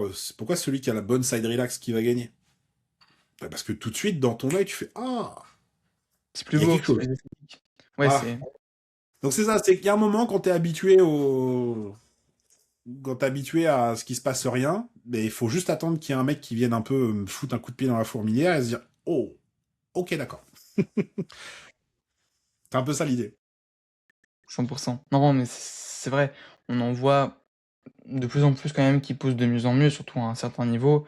Et effectivement, ils se démarquent et ceux-là, on voit qu'ils ont appris le posing. Et t'en as certains, on voit qu'ils s'en foutent complètement et ceux qui s'en foutent sont souvent moins mis en avant. C'est ça. Et je reviens sur justement ce que tu disais, tu sais, avec l'histoire des juges qui ont pas forcément l'œil ou qui sont pas formés vraiment à bah, du coup juger du posing.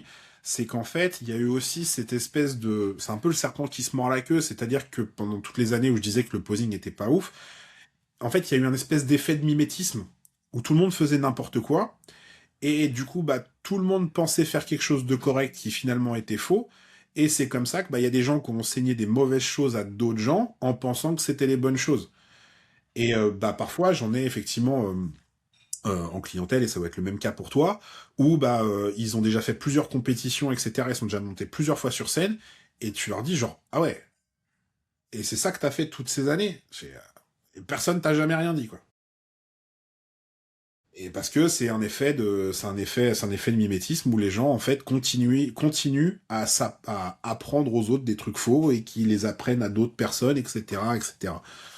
Espèce de contamination par la mauvaise info, quoi. Ça. Donc, faut bien se former justement.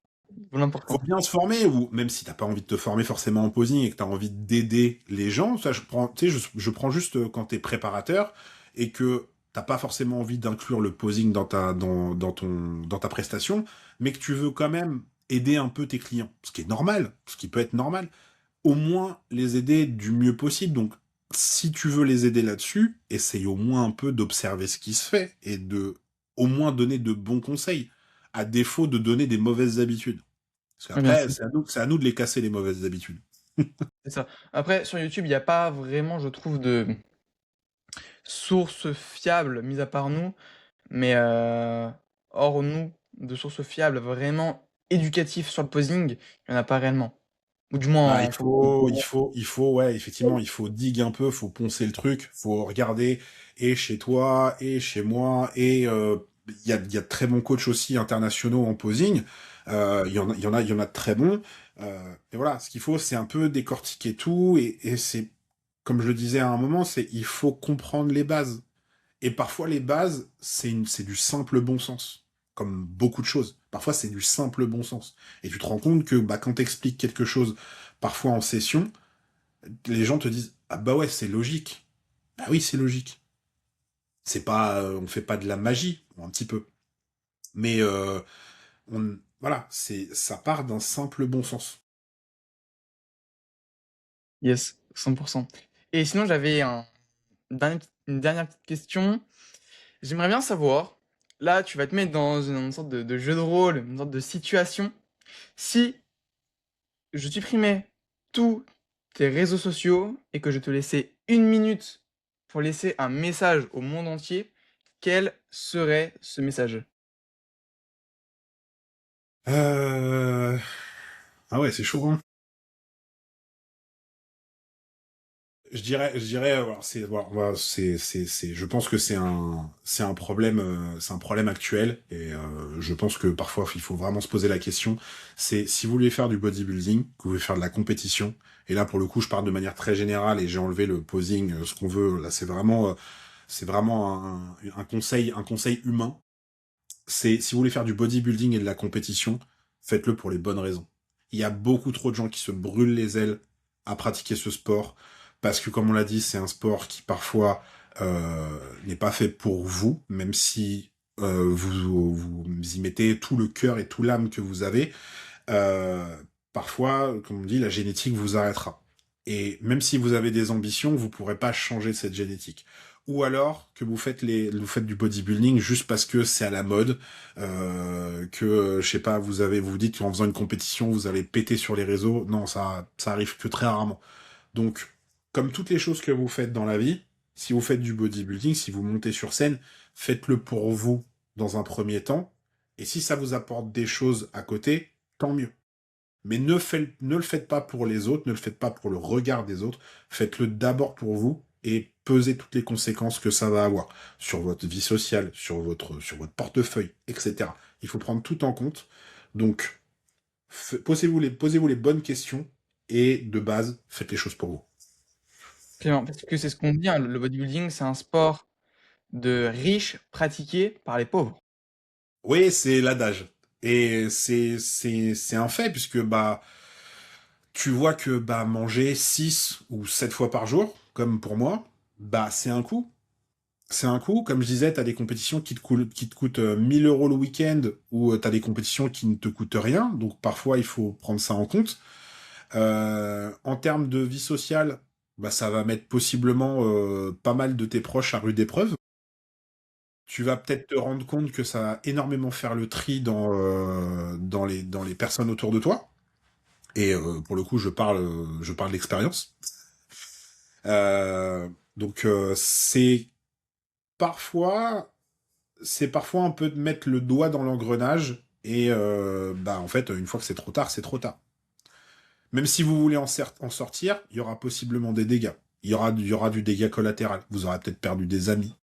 Ah, c'était peut-être pas des amis, du coup, s'ils vous ont lâché. Après, si c'est vous qui êtes infâme, il faut faire la part des choses aussi. Mais voilà, ça va possiblement mettre votre quotidien et votre vie actuelle à rude épreuve. Donc il faut le faire, comme je disais, pour soi, et personne ne vous oblige à le faire. Ne le faites pas ne le faites pas pour la fame, ne le faites pas pour les réseaux, parce que c'est ça surtout la mode en ce moment. Faites-le pour vous. Faites-le parce que vous avez envie de le faire et que c'est une expérience que vous avez envie de vivre. Que ça débouche sur des choses, tant mieux. Derrière, vous capitalisez sur ces choses-là, vous essayez de les faire fructifier, tant mieux. Mais ne faites pas le chemin à l'envers. Ne faites pas du bodybuilding parce que vous voulez faire de la compétition. Faites du bodybuilding et faites des compétitions parce que vous faites du bodybuilding et vous aimez ça. Le point d'entrée du bodybuilding, c'est pas la compétition. Le point d'entrée du bodybuilding, c'est aller à la salle déjà. C'est C'est ça la la base. passion. Oui, bien C'est sûr. la base. Oui, C'est la la passion. salle, la nutrition. Et derrière, si vous voulez faire de la compète, c'est une finalité. Voilà. Moi, ce que je disais, je suis pas rentré comme ça dans le monde de la compète. Je suis allé à la salle, j'ai trouvé ça cool, j'ai continué, j'ai compris comment ça fonctionnait, les diètes, les machins, les trucs, et puis à un moment, j'ai dit, ok, c'est un sport, est-ce qu'on peut faire quelque chose avec ce sport? Mais je me suis pas dit, je veux faire de la compète, du coup, il faut que je me mette au body. Et en général, quand ça commence comme ça finit mal. Ouais, En parce tout que cas. certains pensent encore qu'ils vont devenir millionnaires avec ça. Il faut bien se dire que ou même gagner une certaine somme d'argent, faut y aller, c'est vraiment l'élite de l'élite. Donc il y a un moment, faut aussi être réaliste sur ce que vous allez pouvoir réellement faire avec votre corps. Oui, c'est ça. Alors après, voilà, le bodybuilding, c'est comme n'importe quel sport. Derrière, il faut capitaliser dessus. C'est-à-dire que bah, il y a des sponsors. Ça amène effectivement possiblement des opportunités de voilà, bah, coaching, etc. Ça peut amener sur n'importe quel business si vous avez la chance en fait je vais pas dire de percer parce que j'irai pas jusqu'à percer, mais la chance d'en sortir quelque chose. Mais c'est pas forcément le cas. Je connais des pros en France, ils ont un travail. Autre que coach sportif, je parle. Mmh. Voilà. Parce que selon toi, être un bodybuilder fait un bon coach sportif? Non, Non. absolument Parce pas. qu'on en voit de plus en plus, je pense en partie aussi pour financer leur pratique du bodybuilding, devenir coach sportif, mais alors sans diplôme, sans formation. Je ne dis pas qu'il faut impérativement avoir un diplôme, mais du moins, selon moi, la base de toute compétence, c'est la formation. Do- Oui, je suis tout à Donc, fait d'accord avec toi. Mais mm, effectivement, monter sur scène ne fait pas de toi derrière un coach. C'est pas parce que tu as fait une prépa et que bah, tu as suivi ta diète pendant 6 mois que tu as compris ce que c'était d'être un coach. C'est la différence. Il y en a beaucoup qui font ça. Hein. C'est bah, j'ai fait une compète, c'est bon, je peux préparer des gens. Non, ça ou, fonctionne pas comme ça. ou juste certains, j'ai un coup physique, je suis coach, hein, il y en a beaucoup aussi. Oui, complètement aussi, parce que ils ont fait des trucs sur eux qui fonctionnent, mais ça veut pas dire que tu sais l'adapter à tout le monde. Mais en gros, si tu veux, souvent les bodybuilders sont coachs parce que c'est le job le plus facile pour mêler effectivement ta vie de bodybuilder professionnel, je dis bien professionnel, à une vie avec un travail. C'est le travail le plus simple que tu peux mener avec le fait d'être bodybuilder pro. Moi, j'étais coach avant de faire bodybuilder. Hein. J'ai pas fait l'inverse. J'étais coach, je suis coach depuis, pareil, 2015, donc ça fait un OK. moment. Ah, il y a 11 ans. Voilà, donc j'ai fait ça avant. Ça a pas, j'ai pas fait le chemin inverse. Après, si effectivement, du fait que vous soyez athlète derrière, vous avez à cœur de vous former pour justement, je sais pas, peut-être faire une reconversion ou quoi que ce soit, il y en a beaucoup, hein, et bah faites-le, mais faites-le bien, toujours pareil. Sachez que c'est une prestation dans laquelle vous allez jouer avec la santé des gens. Et ça, pour le coup, il faut le garder à l'esprit. Vous allez peut-être, en jouant au petit chimiste dans votre coin, démolir des vies. Et là, je pèse pas mes mots, hein. Il y a des gens qui sont dangereux. Donc faites À bien prendre en attention. considération, ouais. Ouais, non, mais oui. Voilà. Il y en a, ils développent des TCA. Enfin, oui, il y a plein de choses comme ça qu'il faut vraiment Ouais, faire complètement. attention. Bien Donc choisir son coach. effectivement, quand t'es bodybuilder pro, bah, le métier le plus facile que tu puisses faire, c'est coach sportif, on est d'accord. Ça va ensemble. On va dire que ça va ensemble. Mais il y en a plein après qui font totalement autre chose, qui ont peut-être des business en ligne, quels qu'ils soient, qui fait que bah ils ont le temps d'aller manger, de s'entraîner, d'avoir la récupération la plus optimale, etc. Donc, il y a peut-être des métiers auxquels je pense pas qui sont en adéquation avec ça, mais il y en a très peu. Donc c'est pour ça qu'il faut aussi penser à ça. Ne mettez pas tous vos œufs dans le même panier, sauf si vous avez l'opportunité de. Mais il faut bien réfléchir à ça. Eh bien, écoute, en tout cas, très bien. Je pense que c'est une bonne, fin. Est-ce que tu as un petit mot à dire, pour les auditeurs? Restez classico. Non, je déconne. Non, ouais, je pense que là, je les ai assez assommés avec mon dernier Laïus. Mais non, voilà, faites les choses intelligemment et faites-les pour vous. Franchement, c'est une des choses les plus importantes, je pense, pour moi. Et au-delà de ça, soignez votre entourage. Parce que le jour où vous serez tout seul et que, je sais pas, vous finissez votre saison, ce que vous voulez, si vous avez envoyé chier tout le monde, ben, ils vont pas revenir après. Alors et après, il y en a peut-être qui seront partis pour votre bien. Tant mieux. C'est peut-être mieux comme ça. Mais après, il y a peut-être des bonnes personnes qui étaient là pour vous aider. Si vous les avez envoyés chier, promis, celles-là vont pas revenir. Prendre du recul, hein. Le bodybuilding, ça doit quand même rester selon moi, d'un côté, effectivement, les relations sociales restent la priorité dans la vie. C'est ça. En Mais fait, après aujourd'hui, tu dois, dans la mesure du possible, rester toi-même une bonne personne et t'entourer uniquement de bonnes personnes. C'est comme ça que t'avances. et pratiquer votre passion du bodybuilding avec des bonnes personnes qui vous encouragent, qui vous soutiennent. Mmh. Tout seul, on va plus vite. Ensemble, on va Bah, plus plus loin. loin. Exact. Écoute, en tout cas, merci à toi, Seb. Où Je t'en peut-on prie, merci à toi. te retrouver sur les réseaux sociaux? Oh bah très facilement sur Instagram principalement, donc seb.terel.ifbbpro et vous avez aussi ma chaîne YouTube, vous trouverez pareil les liens, tout est sur mon Insta, donc voilà, vous pouvez me retrouver principalement là et possiblement au détour d'une compétition parce que je bouge pas mal forcément tous les ans, donc n'hésitez pas à venir me voir, ce sera un plaisir. Yes, bah écoute, très bien. Dans tous les cas, on mettra également ton Instagram et ton YouTube en description, sachant qu'on pourra faire une collaboration sur cette vidéo si tu veux. Yes, Comme c'est la ça, nouvelle feature qui est bien pratique. c'est top. Et puis, en tout cas, n'hésitez pas à vous abonner. Vous avez tous mes liens, que ce soit YouTube, vous me regardez sur YouTube, mais du moins Instagram en description. Et puis, n'hésitez pas à vous abonner pour d'autres podcasts. En tout cas, c'était un plaisir, Seb. Et puis, je te souhaite Merci à toi, c'était plaisir, une c'était un plaisir. agréable soirée et une très bonne saison 2026. Yes. Merci à toi aussi. Salut à tout Ciao. le monde. Prenez soin de vous. Salut. Ciao.